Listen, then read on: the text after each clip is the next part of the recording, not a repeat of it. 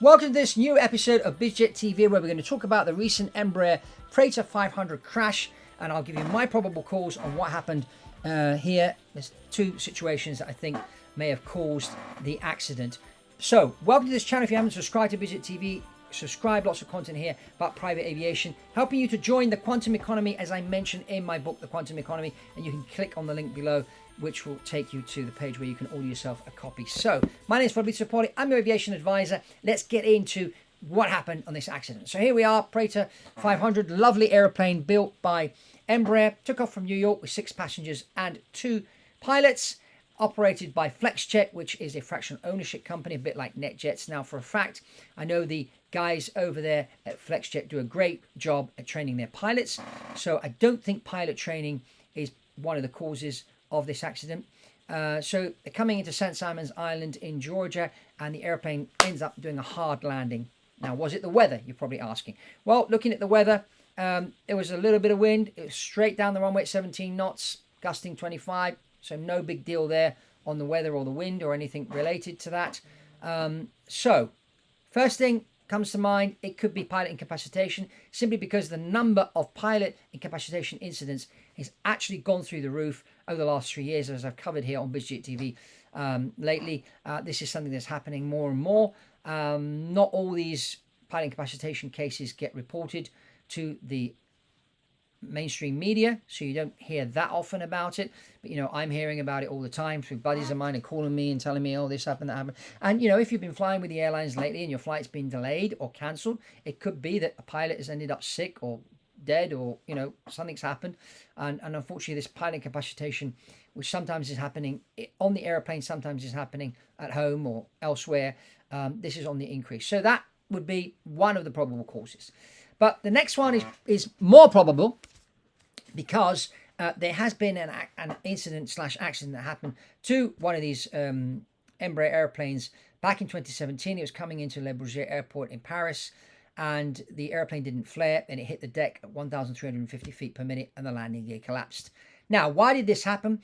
As the plane was coming into land, the pilot started to flare on the side stick, but the angle of attack protection system kicked in, stopping the pilot from flaring and causing the plane to land hard. Now, when the investigation was complete, they discovered that the angle of attack protection system had kicked in because there was a DI system on board that had failed. And so consequently, what the angle of attack protection system does, it stops the pilot from increasing the angle of attack too much, because if you have ice on the wings, it changes the form of the wing. So therefore, as you pitch up, the airplane will stall at a lower angle of attack than usual. And so what the angle of attack protection system was doing was stopping the pilot from getting himself into a stall situation.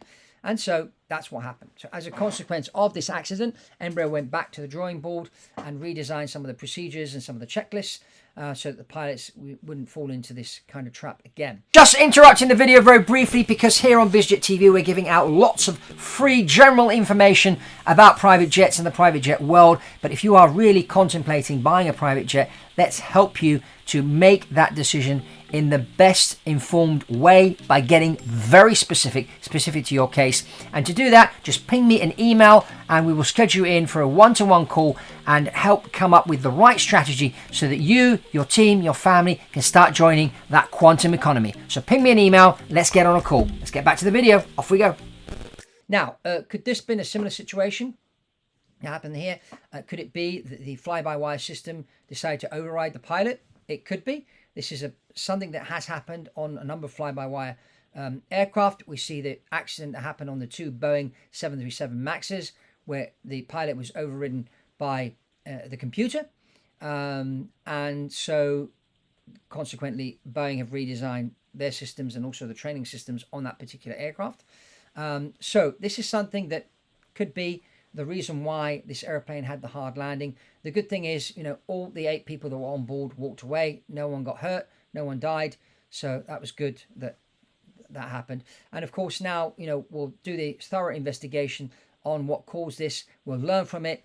We'll go and, redesign some of the systems and improve flight safety, as happens every time an incident or accident happens. things get looked at and then improved upon so that it doesn't happen again. So I hope you enjoyed this episode of BizJet TV, and if you did, I'm sure you'll like this other video we did recently about the Honda Jet crash survivor. Yes, we interview this gentleman who basically flies his own Honda Jet for business, and he had a situation happen to him flying into Houston, and there everybody walked away and everyone survived too. So that was good on that one. So I'm sure you'll like that video.